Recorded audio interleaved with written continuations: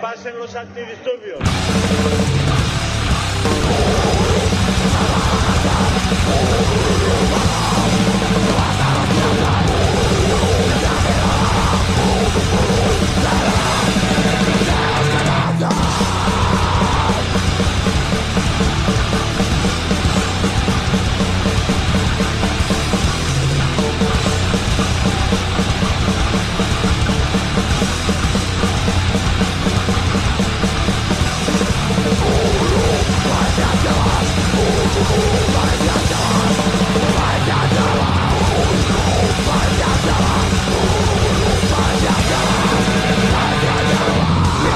Eran buenos hombres, respetados agentes de policía. Yo mismo repasé sus fichas.